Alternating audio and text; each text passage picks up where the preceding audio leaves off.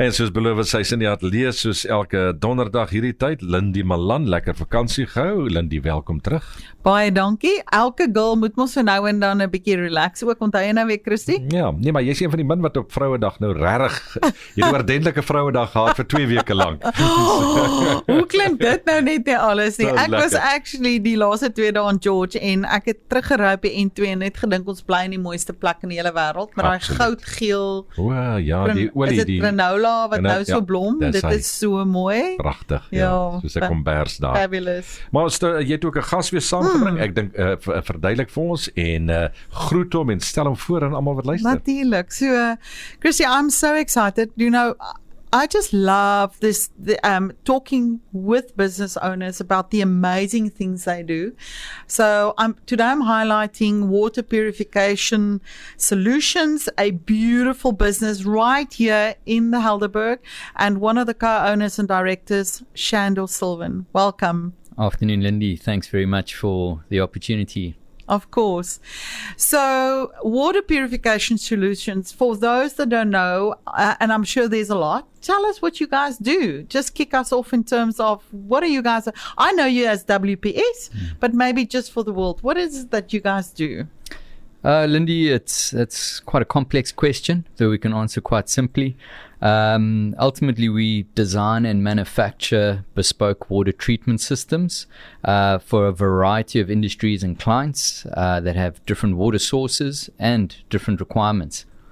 Okay, and I mean, like you say, that's like one sentence, but this is a beautiful engineering company, and a seemingly overnight success, Kirsty, but it's been 17 years in the making. Can you even think back to where it all started? So that's the question. Where did it all start for you, Shandor? I think ultimately it started the first day of work at my first job, which Okay. happened to be at a water treatment company itself. Just getting to know the impact of water and water treatment. I myself have always had a background to water, a love for water. But as you are in other businesses, you always see the opportunity of how things could be done better. So you always embrace the opportunities you have to work with others. But I think you got to follow it, your own passion and look at doing it for yourself. And that was back in 2002, 2003, where it all started then. And then fast forward to 2006, where I had an opportunity to do it with my current partners in our own business. Yeah, and like I said, 17 years ago. But I want to take you back to something you just said. I've always loved water. So where do you come from? I know this love affair with water started where in your upbringing, right? Right back to where you come from. So where do you come from? And what is this love affair with water about? Yeah, my humble beginnings in the south coast of Durban, down at a town called the Amamsantoti, but ultimately even a little more south at Warner Beach, Winkelspruit. Not many people know about that little town. Yeah. Just grew up on the beaches, life-saving, surfing, ocean paddling, and not realizing how deep that love is for water. And I think, like anybody, if you're going to be doing something as much as you do when it comes to work, your 8 to 5, why not do it with something that you have a passion for? And that's what I'm looking at doing now. And you know, I think, but you make it sound like, almost a little bit blasé. Do I dare say that, Shandor?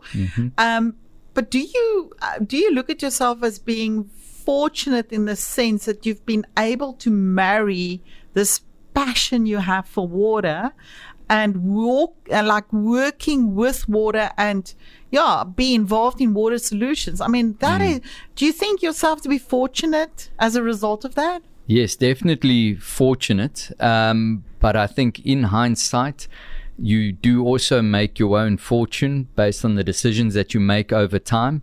And I think over time, there's been a handful of very critical decisions that have landed me up to where we are now, very hard decisions. So it does feel like, coming back to your point earlier where you said, overnight you seem to look back and go, we suddenly here, but it's not suddenly. And it is over time, daily decisions, but then also some very critical decisions in that timeline. Okay. So, well, let me put you on the spot. So here's the idea. You were working for whoever for 3 years and then decided, hey, met your current colleagues, Corneille Small and Andre Kluter, and the three of you probably had a beer or I don't know what you were doing. And the idea around starting this beautiful business comes to par. What was that about? How did that come about? Well, it almost didn't come about. Oh, my word. Okay. Yeah, Okay. I was involved in another business with another fantastic partner, doing general engineering and steel work, and it was great. We were growing a business, which was a passion of mine, with a partner that had amazing expertise and access to industry. I mean, ticking all the boxes, but it didn't have my passion in it. Come along an opportunity. Now with partners that I have no background to, nothing with. There was a big leap of faith and trust that went into it, but it had the added element of the passion in water, to the point that I said, it's all right, I've got a very good deal right now with my current partner and we're doing amazingly. But it sank in and I said, well, let's give it a bash. Let's at least try this out. Let's take a leap of faith and try it out for a period. And in that time, we suddenly realized you built up enough of an understanding of the current partners. Good faith, good motivation, good attitude, good skills. But at some stage, you've actually just got to take a leap. And there's no definite. And there's no guarantees, right? No, so when we come back, I'd like to just ask you about some of the lessons learned, and maybe you referenced hard decisions that you had to make at times. So, Christy, when we come back, of course, a little bit more. I think challenging Shandor on letting us into some of those intricate stuff that's made up of building a business in the beginning. Can't wait to hear after this song by Pink. We're back with Business Lunch with Lindie, and she's chatting to Shandor, the Director of Operations at Water Purification Solutions. Lindie, I can't wait. Shandor, so we were briefly talking about you just clarifying if you talk water solutions, I mean, what is your specific focus? I mean, what sectors are you guys focusing on? Yeah, I think for us, we can put it down to some basic categories. We look at volume of water to be treated a day. We generally get called in at around about 5,000 liters a day, 5 kiloliters for those that look at their municipal account. That's all measured in kiloliters. Okay. So around 5 kiloliters a day. And then our bread basket offerings go up to about 1 million liters a day, 1,000 kiloliters. And then we sort of packaged megaliter units after that. So anyway, from 5 kiloliters up to 1,000 kiloliters a day is our bread basket offering. And then it's technologies. We do filtration, reverse osmosis. There's always an element of altering chemistry with raising pHs, reducing pHs, and addressing the quality of water, right? Yeah. So that we look at iron removal, or taking brackish water and reducing the sodium chloride content, or even hard water that has a lot of calcium and magnesium, reducing that. And then we typically package those into either skid mounted systems that are built onto a frame, or even into containers for transporting up into Africa. Oh, wow. And of those, you've actually done quite a lot, right? Containerized water solutions. That's ultimately our bread and butter, is packaging decentralized water treatment system, whether it's for wastewater treatment, sewage, black water, grey water, or borehole, seawater, river water. There's a range of different sources that people have access to. And now more than ever, there's a big movement towards looking at wastewater as an option of a water stream to be treated. Everyone disregarded it in the past, but there's now more value assigned to it with the limited water sources available out there. And I'm just going, oh my gosh, with water being the essence of life. And don't you, are you either inspired or are you moedeloos around the big demand, the big ask? Where's your mind at in terms of this big task? For me, I think one of the key things that's worked so well for me is that there is honestly a passion for education around water to start with, whether it's the type of sources, the type of problems associated with the water quality, or even just water availability in general and how we use it. There's an honest passion around that, whether it's educating a client or upskilling my own employees. That's where it starts. You can't get moedeloos. If we get moedeloos about tough things in life, we're going to bury ourselves. I know. You got to see the upside, and you got to go and do something about it. But how amazing to be busy with something as critical as water. Your company, WPS's mission, what is that mission again? Well, ultimately, it's to be working with the clients in getting water treatment up into Africa. It's ultimately access to water for all.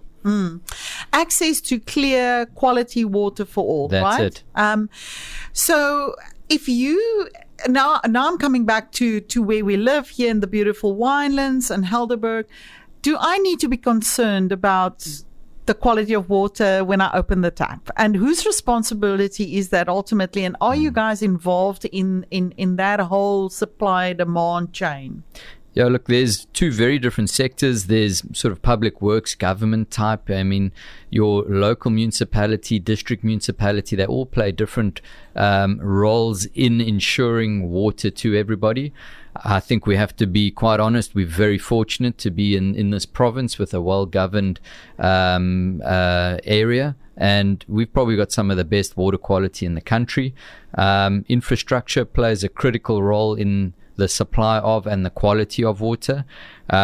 We've all got those challenges, but I think in our immediate area, we have the least of those challenges. And then recently in news, the E. coli, I don't know if I've got it right, outbreak up north in the country. So what goes wrong there? You know, a lot of people actually died, right? So this is actually like critical to life, eh? It is, yes. Water quality and quantity. You got to have water to start with, but you also got to have the right water quality to make sure, not only as a health implication, but as industry. Industry makes large use of water. It all starts from source to treatment to the transfer of. There's many variables that play a role in ensuring the supply. So actually quite complicated, hey? Do you get the idea, Chrissy? I don't know how they do it. I don't understand. I don't have a clue how they clean water. I boil it. Wastewater for exactly. Oh yeah, we go to the good old kettle. Exactly. I'm sure. So when we come back, of course, a little bit more about maybe some highlights in the WPS journey to date, maybe a couple of tough decisions. Yeah, so actually quite inspiring, don't you think, Chrissy? Absolutely. Can't wait for the next session straight after this on Helderberg FM. It's back to Lindie Malan, Business Lunch with Lindie. Shandor, looking back, you referenced in the first quarter or the first couple of minutes some tough decisions one needs to make in building a business over 17 years. Does any of those that you'd like to highlight? Yeah, I think in many various different areas. I mean, for us, we started in the humble garages of Brunt Street in Strand. Obviously keeping your operating costs low and trying to grow organically. But even there, you got to get started with the right team to get started. Trying to break through to your new clients, even though they know you as a person and maybe your track record, your new entity. How do you break through? How do you build trust with your clientele? How do they know you're there for the long haul?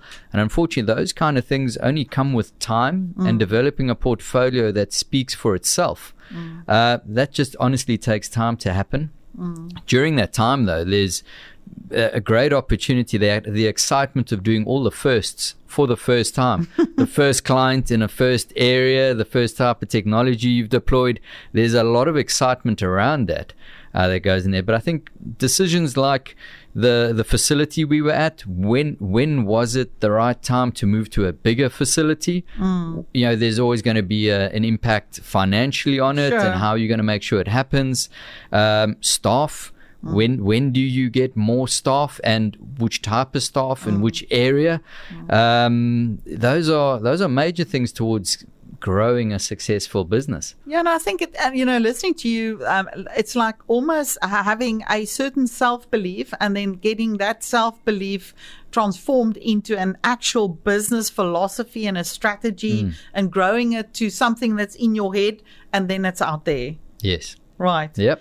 So any specific highlight in the past year or so, or couple of years that really makes you feel proud? Yeah, I think as business owners, probably the last 3 years have been a bit of a blur, and we all sort of know why, 2020 and all the rest. We won't go into that. But so, yeah, the last 3 years have been a real roller coaster, but also silver lining towards great opportunities. I think there's been a great possibility to go from such disparity to overcoming and achieving, and that differential sort of highlights, exaggerates the achievement at the end of the day.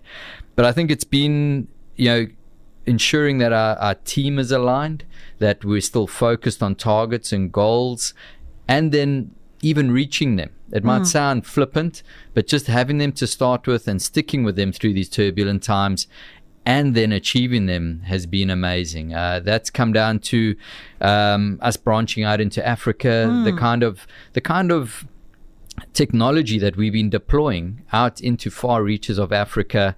It comes with a lot of challenges, and our team has been amazing. Everywhere from the sales components of it through to the engineers that design and develop, but then even the guys that go and put it together. That still in itself is the starting point. You then deploy it, install it, commission it, train your client up on how they must operate it, because you can't be everywhere all the time. Exactly. It's a very involved process, and we've been winning over the last time. And I'm so proud of you. And can I put you on the spot? So you talk about all these amazing highlights and firsts and the growth that you guys have seen despite some really tough circumstances and conditions. What do you think is important for any business and company out there to survive today? I mean, can you think of a couple of things that jump to mind? You definitely have to develop a team that's ultimately is geared towards handling the tough times. I think it's very easy for all of us to be motivated and disciplined and all the rest in the easy times. It's when you are put to the test that you actually see the temperament of the people that are around you. Absolutely. So not just developing a team on qualification and or even just experience, but making sure you understand the personality of the team. And you require different personalities in different areas of your business. We can't all be the same personality. That's also a trouble. And definitely, you talk about the team's ability to show resilience and grit and buckle down when it's really necessary to get it done, right? Yes. Okay. So what gives you hope and what are some dreams that you have for this beautiful business going forward? Fortunately, unfortunately, the demand for water is always going to grow. Be it infrastructure that's degrading, the natural growth of the population, the need to look at different water sources, because historically our water sources from dams and boreholes cannot be our sole supply. There's so many challenges, but on all of those challenges is an opportunity to overcome them. And you just got to make sure you're surrounded by the right people, which is your team and your clients, to make sure that together you overcome them. And, I listen to you and it's like, oh my gosh, the hope for a bright future where we keep on tackling those challenges, and one of them definitely being water. So you guys are definitely in offering solutions to the private sector. Could you maybe just tell the world where to get hold of you, where are you guys based, a little bit about just where to get hold of you, I suppose. Well, our doors are always open. We're based in the Gans Center, 12 Gerber Boulevard, Gans Center. Welcome to come walk by, walk in, come have a chat, even understand your problem. And this is the biggest thing for us, is that so many people don't understand their problem. They always jump on Google and try and Google the answer, but you're going to get you're going to get the answer that you're sort of looking for, but you don't understand the problem. You're not asking the right questions, right? Yeah. But ultimately, I think in this day and age, everybody's got a piece of technology. So rather hop onto our webpage, www.wps.co.za. Have a look at what we're about. Jump on the contact page. You can call us, WhatsApp us, email us. We've got all the various different platforms to initiate conversation. So wasn't that amazing, Christy? Absolutely. I'm inspired by what Yes. WPS, the team of Shandor, is doing, and I wish you guys the absolute best fortune for the future. And I'm really, really excited about where you guys are going with this beautiful business. No, thanks very much. Shandor, thank you. Yeah, thanks for your time. It's really inspiring to listen to. Can I him. just say a final thing? He's also the dad of a brand new little girl. Oh, I mean, well she's done. not even a week or 10 days old. So he's even flourishing on the other side Go of back building home. families. Go and help. Congratulations, Terry and Shandor. What Go an and help your amazing- wife. Yeah. Don't go to work now. Definitely. Thanks a lot, Shandor. And, Cheers, and guys. thanks, Lindie. You'll be back next Thursday. Next week, Yes. going to talk to Koos de Villiers. He's the proud owner of Talisman, also right here Talisman, in our community. So looking forward to that as well. Fantastic. I'll see you then.